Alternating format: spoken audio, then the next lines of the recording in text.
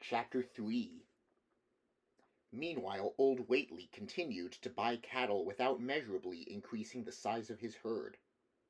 He also cut timber and began to repair the unused parts of his house, a spacious, peaked roof affair whose rear end was buried entirely in the rocky hillside, and whose 3 least ruined ground floor rooms had always been sufficient for himself and his daughter. There must have been prodigious reserves of strength in the old man to enable him to accomplish so much hard labor, and though he still babbled dementedly at times, his carpentry seemed to show the effects of sound calculation. It had already begun as soon as Wilbur was born, when one of the many tool sheds had been put suddenly in order, clapboarded, and fitted with a stout fresh lock. Now, in restoring the abandoned upper story of the house, he was a no less thorough craftsman. His mania showed itself only in the tight boarding up of all the windows in the reclaimed section, though many declared that it was a crazy thing to bother with the reclamation at all. Less inexplicable was his fitting up of another downstairs room for his new grandson, a room which several callers saw, though no one was ever admitted to the closely boarded upper story. This chamber he lined with tall, firm shelving, along which he began gradually to arrange, in apparently careful order, all the rotting ancient books and parts of books which during his own day had been heaped promiscuously in odd corners of the various rooms. "I made some use of 'em," he would say, as he tried to mend a torn black-letter page with paste prepared on the rusty kitchen stove. "But the boy's fittin' to make better use of 'em. He'd orter have 'em as well sot as he kin, for they're going to be all of his learnin'." When Wilbur was a year and 7 months old, in September of 1914, his size and accomplishments were most alarming. He had grown as large as a child of 4, and was a fluent and incredibly intelligent talker.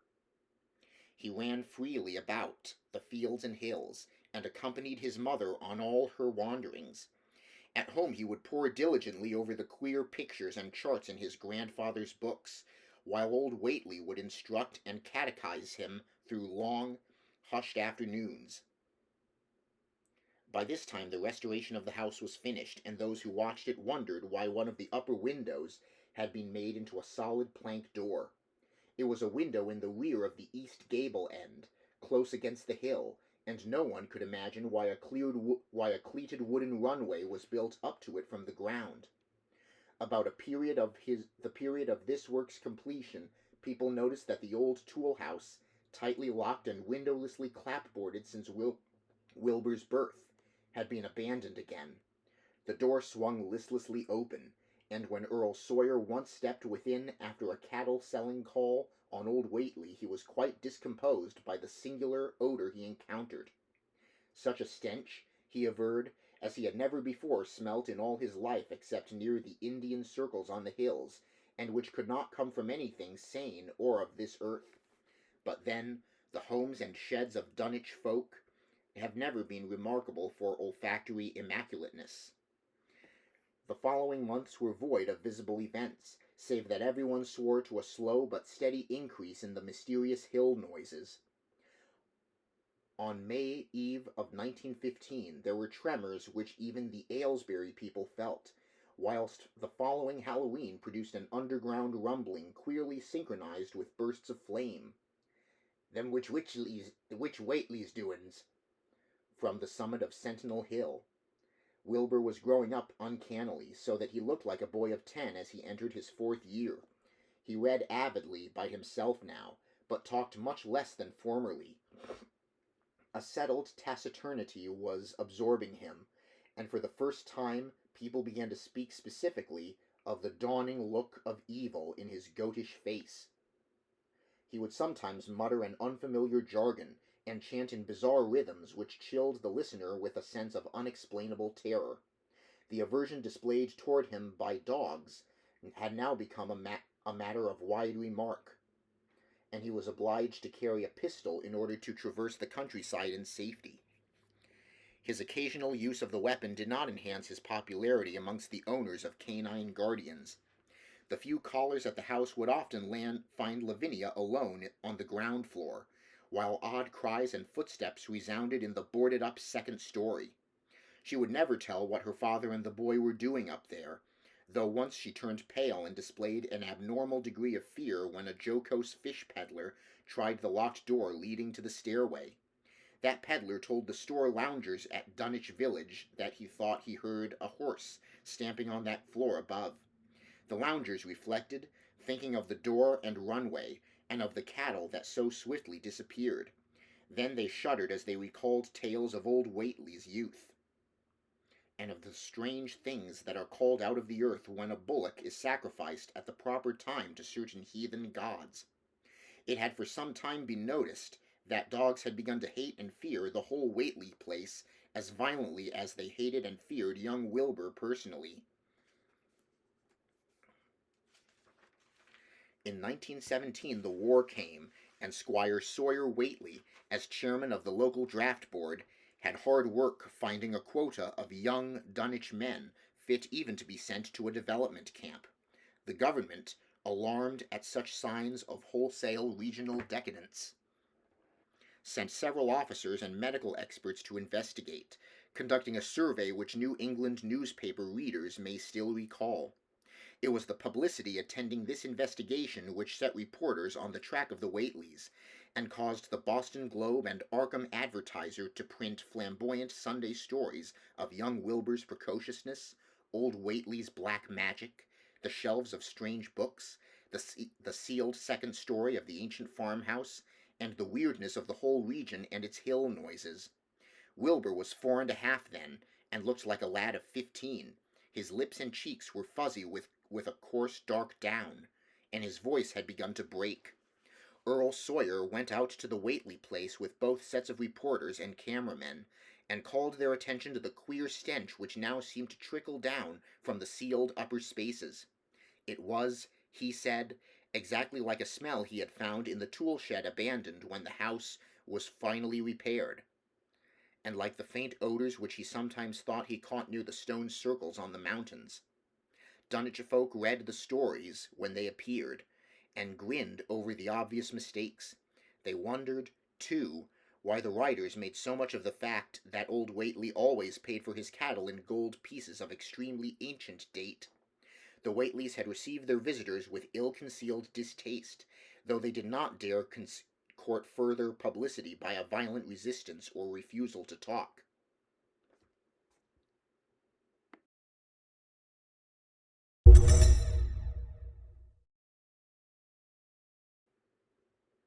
Chapter 4.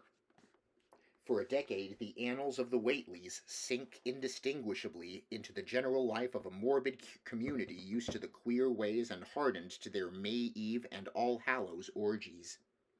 Twice a year they would light fires on the top of Sentinel Hill, at which time the mountain rumblings would recur with greater and greater violence, while at all seasons there were strange and portentous doings at the lonely farmhouse.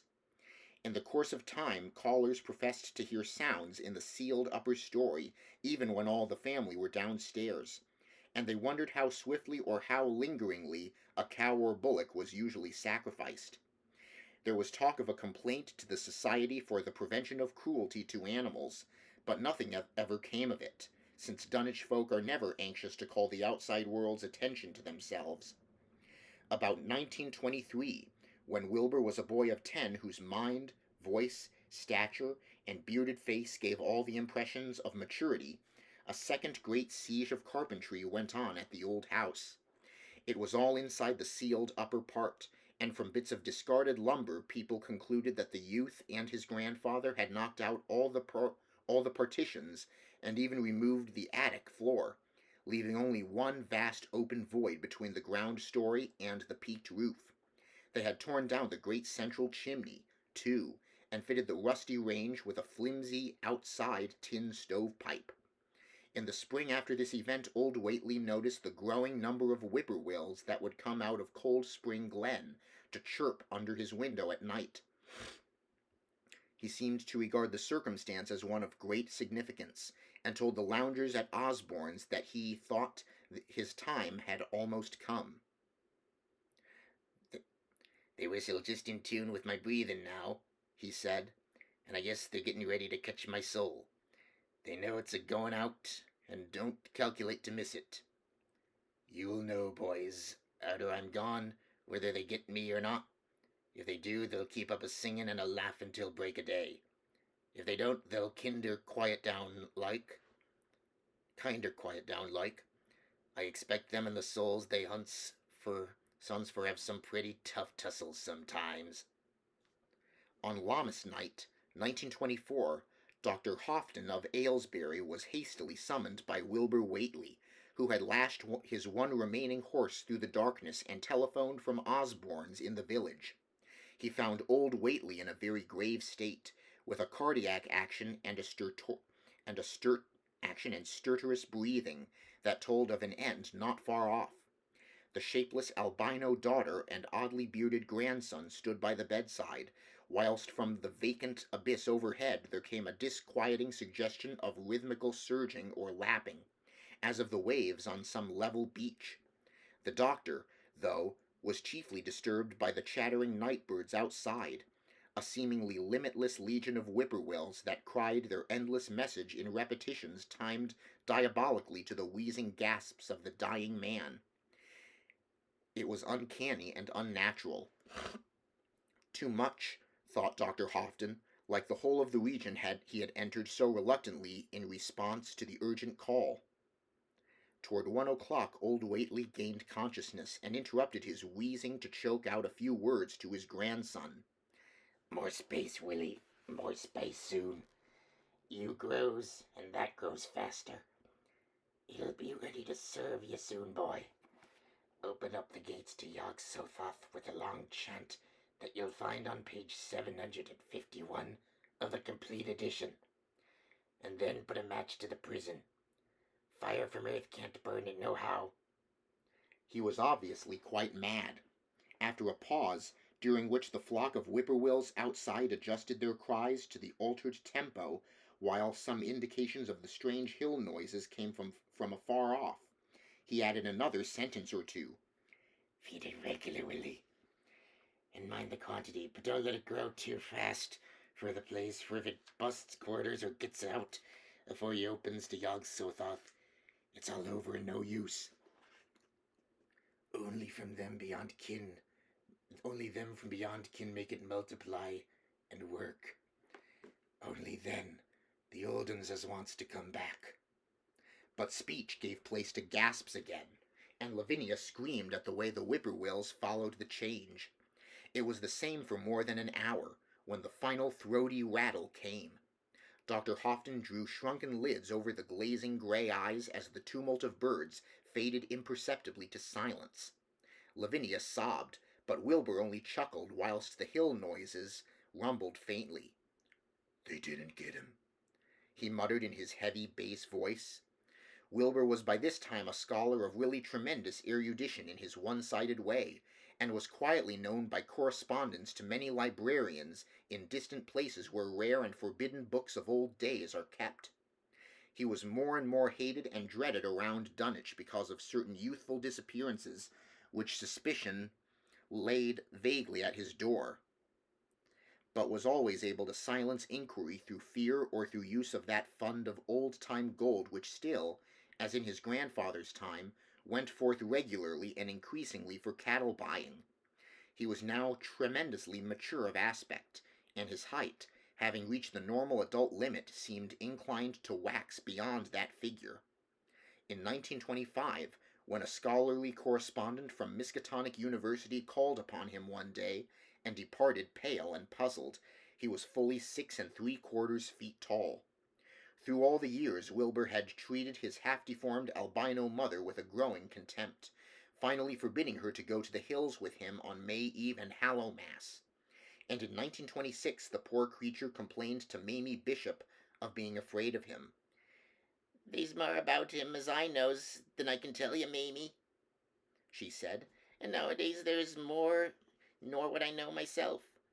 I vow afore God, I don't know what he wants, nor what he's a-trying to do." That Halloween the hill noises sounded louder than ever, and fire burned on Sentinel Hill as usual, but people paid more attention to the rhythmical screaming of vast flocks of unnaturally belated whippoorwills which seemed to be assembled near the unlighted Whately farmhouse. After midnight their shrill notes burst into a kind of pandemoniac cachinnation which filled all the countryside, and not until dawn did they finally quiet down. Then they vanished, hurrying southward where they were fully a month overdue.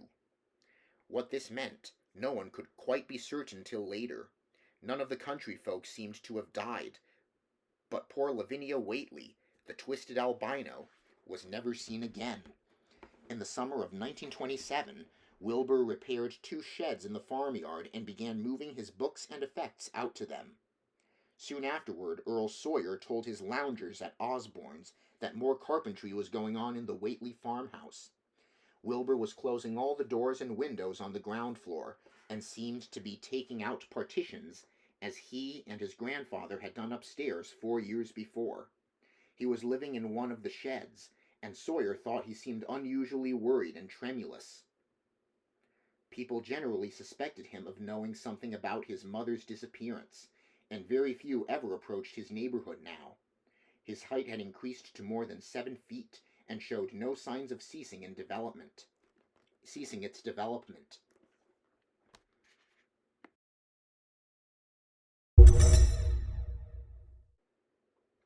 Chapter 5. The following winter brought an event no less strange than Wilbur's first trip outside the Dunwich region.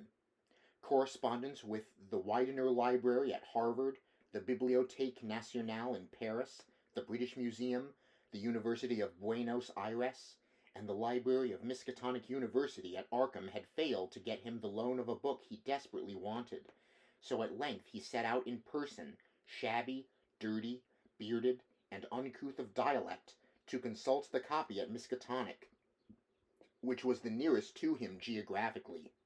Almost 8 feet tall, and carrying a cheap new valise from Osborne's general store, this dark and goatish gargoyle appeared one day in Arkham in quest of the dreaded volume kept under lock and key at the college library. The hideous Necronomicon of the mad Arab Abdul al-Hazred in Olaus Wormius's Latin version, as printed in Spain in the 17th century. He had never seen a city before, but had no thought save to find his way to the university grounds, where, indeed, he passed heedlessly by the great white-fanged watchdog that barked with unnatural fury and enmity, and tugged frantically at its stout chain. Wilbur had with him the priceless but imperfect copy of Dr. Dee's English version, which his grandfather had bequeathed him, and upon receiving access to the Latin copy he at once began to collate the 2 texts with the aim of discovering a certain passage which would have come on the 751st page of his own defective volume. This much he could not civilly refrain from telling the librarian, the same erudite Henry Armitage, A.M. Miskatonic, Ph.D. Princeton, Lit.D. Johns Hopkins, who had once called at the farm, and who now politely plied him with questions. He was looking, he had to admit, for a kind of formula or incantation containing the frightful name Yog-Sothoth, and it puzzled him to find discrepancies, duplications, and ambiguities which made the matter of determination far from easy. As he copied the formula he finally chose, Dr. Armitage looked involuntarily over his shoulder at the open pages, the left-hand one of which, in the Latin version, contained such monstrous threats to the peace and sanity of the world. Nor is it to be thought, ran the text as Armitage mentally translated it, that man is either the oldest or the last of earth's masters, or that the common bulk of life and substance walks alone. The old ones were, the old ones are, and the old ones shall be. Not in the spaces we know, but between them. They walk serene and primal, undimensioned and to us unseen. Yog-Sothoth knows the gate. Yog-Sothoth is the gate. Yog-Sothoth is the key and guardian of the gate. Past, present, future, all are one in Yog-Sothoth. He knows where the old ones broke through of old, and where they shall break through again. He knows where they have trod on earth's fields, and where they still tread them, and why no one can behold them as they tread. By their smell can men sometimes know them near, but of their semblance can no man know, saving only in the features of those they have begotten on mankind, and of those are there many sorts, differing in likeness from man's truest eidolon to that shape without sight or substance which is them. They walk unseen and foul in lonely places where the words have been spoken and the rites howled through at their seasons. The wind gibbers with their voices, and the earth mutters with their consciousness. They bend the forest and crush the city, yet may not forest or city behold the hand that smites. Kadath in the cold waste hath known them, and what man knows Kadath?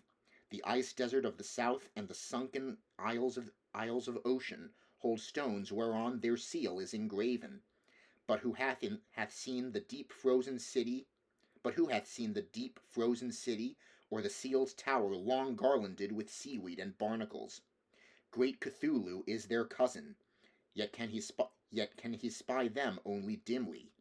Ea, Shub Nigurath, as a foulness shall ye know them. Their hand is at your throats, yet ye see them not. And their habitation is even one with your guarded threshold. Yog Sothoth is the key to the gate, whereby the spheres meet. Man rules now where they ruled once. They shall soon rule where man rules now. After summer is winter, and after winter summer. They wait patient and potent, for here shall they reign again.